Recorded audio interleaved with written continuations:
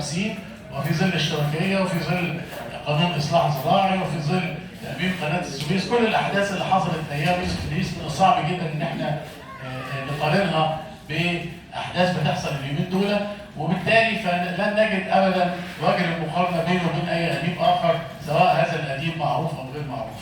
احنا كلنا مجتهدين ولسنا نصل ابدا الى ما وصل اليه الاديب العظيم الدكتور يوسف ادريس.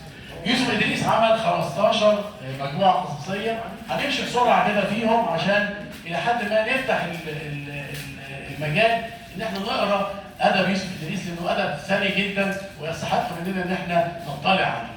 كتب 15 مجموعه قصصيه، كل مجموعه منهم تقريبا 10 قصص، فبالتالي هو تقريبا عمل 150 قصه قصيره، بعضها يعني يتكون من 4-5 صفحات وبعدها وصل الى النوفيلا او 100 صفحه تقريبا.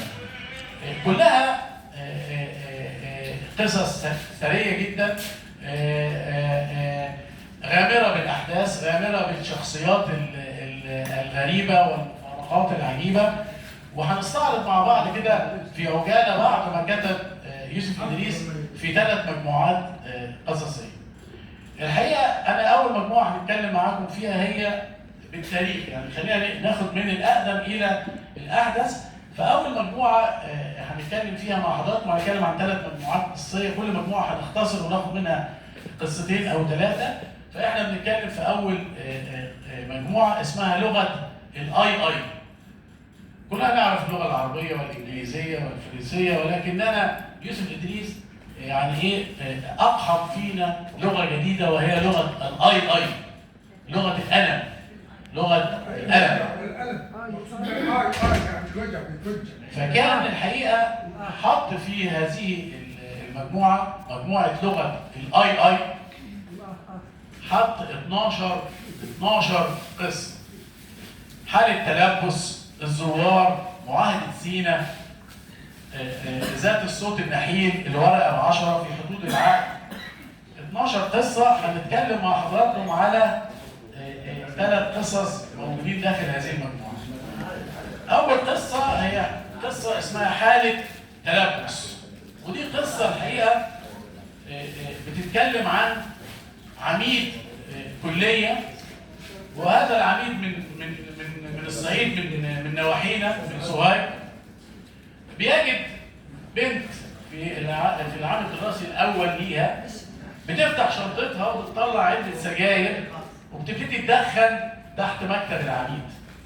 العميد من سوهاج وبيتصور ان ده فعل فاقع داخل الكليه وتحت مكتب العميد، وبتدخن سيجاره، وبيبتدي العميد يوصف تدخينها للسيجاره ولذتها مع الدخان وشفايفها اللي بتمتعض ولوستها اللي بتنتفض مع كل نفس سيجاره، وقدامه جرس عايز يدوس عليه عشان ينده الفراش ويديلها اسبوع جزره وخصم وما تخشش الكليه وممكن تصل الى الفصل النهائي.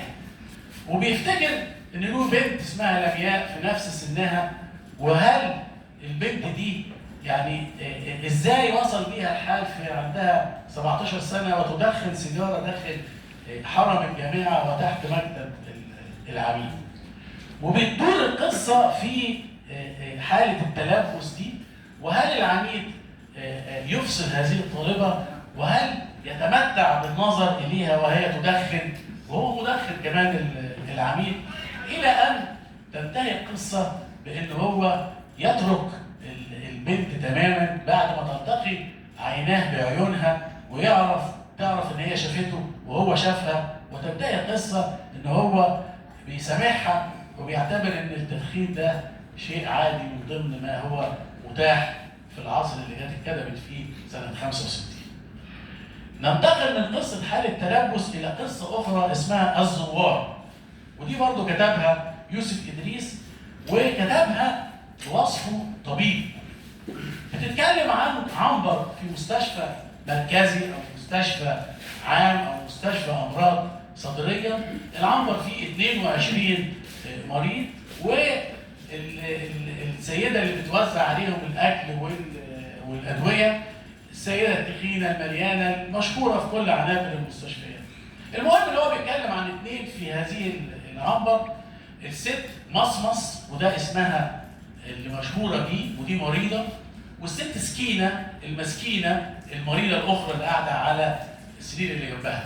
مصمص بيجي لها كل يوم حوالي في الزياره من 20 ل 50 زائر، وسكينه ما بيجيلهاش حد خالص، وسكينه مسكينه وبتتمنى ان حد يزورها لان اخوها رماها بره البيت وليها اكتر من 5 6 شهور داخل المستشفى.